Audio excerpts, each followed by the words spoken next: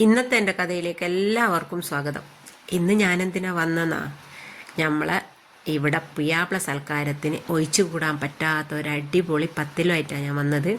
ഏത് ഒഴിച്ചാലും ഇത് നിമാഷ്ടമായിട്ടും വേണം, ഇതൊരു കാരണവശാലും ഒഴിക്കാൻ പറ്റൂല. അങ്ങനത്തെ വിശേഷ ദിവസങ്ങളിലാണ് ഇത് ഉണ്ടാക്കിയെടുക്കും. നോർമലി ദിവസം ഇതങ്ങനെ ആരും ഉണ്ടാക്കുന്ന കാണില്ല, കാരണം ഇത് കുറച്ചൊരു മെനക്കെട. രാവിലത്തെ ചായ എല്ലാം പെട്ടെന്ന് ഉണ്ടാക്കണമല്ലോ. അപ്പോൾ ഇന്ന് ഞാനിത് ഉണ്ടാക്കി നോക്കി. എങ്ങനെയാണ് ഉണ്ടാക്കിയെന്നൊന്ന് കണ്ടു നോക്കിയാലോ. ഞാനിതാ നമ്മൾ ആവശ്യത്തിന് മാത്രമേ ഉണ്ടാക്കിയിട്ടുള്ളൂ കേട്ടോ. ഞാനിതാ 3 ഉള്ളി എടുത്തിട്ടുണ്ട്. വെളുത്തുള്ളി, ഇഞ്ചി, പച്ചമുളക് പേസ്റ്റാക്കി ചതുക്കിയുണ്ടേനും. പക്ഷേങ്കിൽ ഇതിലേക്ക് വെളുത്തുള്ളി വേണ്ട കേട്ടോ. ഞാൻ ബോക്സിലാക്കി വെച്ചത് അങ്ങനെ നിങ്ങൾ എടുത്തതാ. ചിക്കൻ്റെ ഒത്തേക്ക് മുളകും മഞ്ഞളും ഉപ്പും നല്ലോണം പെരക്കി വെച്ച് കൊടുത്ത് ചിക്കൻ ആദ്യം പൊരിച്ചെടുക്കുന്നുണ്ട്. അധികം ബീഫ് വെച്ചിട്ട് എല്ലാവരും ഇത് ഉണ്ടാക്കുക. ഞാനിത് ഇന്ന് ചിക്കൻ വെച്ചിട്ടാണ് ഉണ്ടാക്കുന്നത്. ഇനി നമുക്ക് ഉള്ളി വാട്ടിയെടുക്കണം. അതിന് ഒരു ചട്ടി അടുപ്പത്ത് വെച്ച് അതിലേക്ക് വെളിച്ചെണ്ണ ഒഴിച്ചു കൊടുത്ത് വലിയ ജീരകം ഇട്ട് കൊടുത്ത് ഉള്ളി അതിലേക്ക് ഇട്ട് കൊടുക്കുന്നുണ്ട്. 3 ഉള്ളി, അത്യാവശ്യം വലിപ്പമുള്ള 3 ഉള്ളിയാണ് ഞാൻ എടുത്തത്. ഇട്ട് പിന്നെ ആവശ്യത്തിനുള്ള ഉപ്പിട്ട് കൊടുത്ത് അതൊന്ന് അതിൻ്റെ കളറെല്ലാം മാറി വന്നേരം അതിലേക്ക് വേണ്ട ബാക്കി മസാലകളെല്ലാം ഇട്ട് കൊടുക്കണം. അതിലിടയ്ക്ക് നമുക്ക് പോയിട്ട് വാഴയില പറിച്ചുണ്ടായിരുന്നു. ഇത് ഇലയിൽ പരത്തിയിട്ട് അവിമൽ വെക്കണ്ടാണല്ലോ.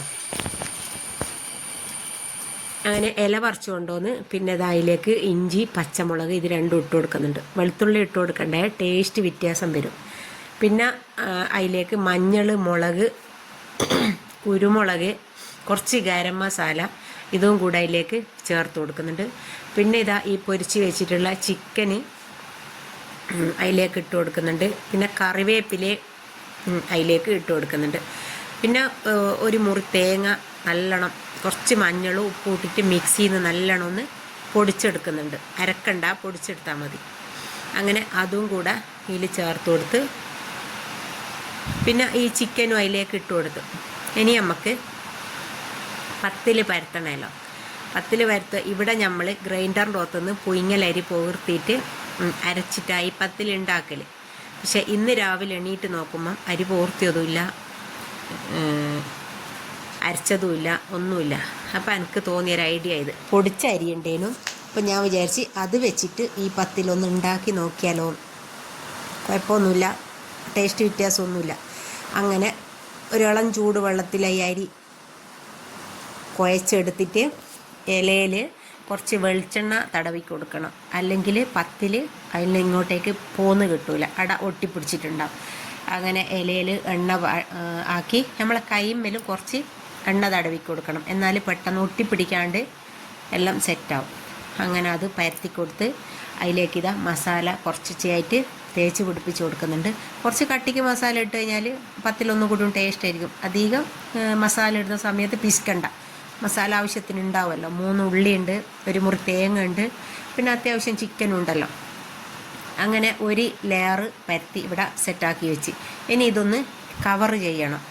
അതിന് വേറൊരു ഇല എടുത്തിട്ട് അതിലേക്ക് ഇതേപോലെ തന്നെ കുറച്ച് വെളിച്ചെണ്ണ പെരക്കിയിട്ട് അതിൽ ഇതേപോലെ ഒരു പത്തിൽ പരത്തിയിട്ടിതാ അത് അതിന്മേലേക്കൊന്ന് കവർ ചെയ്ത് കൊടുക്കുന്നുണ്ട്. പുറത്ത് നല്ല മഴയുണ്ട്. സൗണ്ട് ക്ലിയർ ആവുന്നുണ്ടോ എന്ന് അറിയല. ക്ലിയർ കുറവാണെങ്കിൽ എന്നോട് ക്ഷമിക്കുക. പിന്നെയും അത് കവർ ചെയ്ത് അടുത്ത ഇലയിൽ പിന്നെയും വെളിച്ചെണ്ണ ആക്കി അതേപോലെ തന്നെ കുറച്ച് അരിയെടുത്ത് അതും അങ്ങനെ തേച്ച്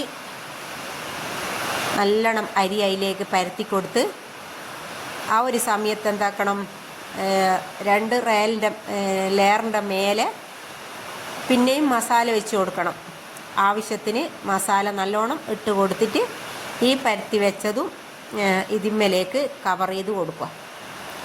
അങ്ങനെ 1 ലെയർ, 2 ലെയർ, 3 ലെയർ, 4 ലെയറോളം ഞാനിത് പരത്തിയെടുത്തിട്ടുണ്ട്. ആവശ്യത്തിന് നല്ലോണം ഞാൻ മസാല വെച്ച് കൊടുത്തിട്ടുണ്ട്.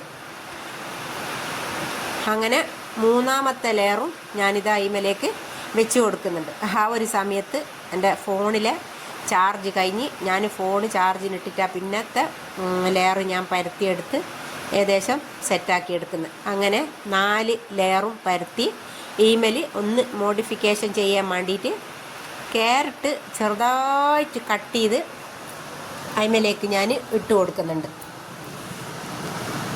ഇനി ഇത് ആവി കയറ്റണം. ആവി പാത്രം വെച്ച് അതിലേക്ക് വെച്ച് കൊടുത്ത് ഇതാ ഒരു അരമണിക്കൂർ വെന്തതിന് ശേഷം ഒന്ന് കയ്യിൽ കൊണ്ട് ഒന്ന് നോക്കി നോക്കുമ്പോൾ നന്നായിട്ട് വെന്തിട്ടുണ്ട്. അങ്ങനെ അതെടുത്ത് കട്ട് ചെയ്ത് വെക്കുന്നുണ്ട്. ഞാനിത് കട്ട് ചെയ്യുന്ന സമയത്ത് പാകത്തിന് എൻ്റെ മോള് കാണാൻ വരുന്നു. ഇത് ഉണ്ടാക്കുന്ന സമയം കൊണ്ട് മോനെന്താക്കിക്ക് ഇതൊന്നും ഇപ്പം ആവൂലെന്നും പറഞ്ഞിട്ട് ഓൻ പോയിക്ക്. ഓനിക്ക് എന്താ ഉണ്ടാക്കുക എന്താ കൊടുക്കുക എന്ന് വിചാരിച്ച് നിന്നതാ ഞാൻ. ഓൻ പറഞ്ഞു ഇതൊന്നും ഉണ്ടാക്കി എടുക്കാൻ എനിക്ക് സമയമില്ല, ഞാൻ പോന്നാന്നും പറഞ്ഞു ഓൻ പോയി. ആ ഒരു സങ്കടത്തിൽ ഞാൻ നിൽക്കുന്ന സമയത്താണ് പ്രതീക്ഷിക്കാണ്ട് എൻ്റെ മോള് വരുന്നത്. എനിക്ക് നല്ല സന്തോഷമായി. കാരണം ഇത്രയും മെനക്കെട്ട് ഞാനിത് ഉണ്ടാക്കിയിട്ട് ഞാനിത് ഒറ്റയ്ക്ക് കഴിക്കണമല്ലോ എന്ന് ആലോചിക്കുമ്പോൾ എനിക്ക് ഭയങ്കര സങ്കടമാണ്. അങ്ങനെ മോള് വന്നിട്ട് എൻ്റെ അടുത്ത് പറഞ്ഞ് ചായ ഞാൻ കുടിച്ചിക്ക്, ഉമ്മാക്ക് അങ്ങനെ ഒരു ടെൻഷൻ ഉണ്ടെങ്കിൽ ഞാനും കൂടെ ഒന്ന് കൂടിത്തരാമെന്ന് പറഞ്ഞു. ഞാൻ പറഞ്ഞു ഉമ്മാക്ക് ടെൻഷൻ ഉണ്ടോന്നോ?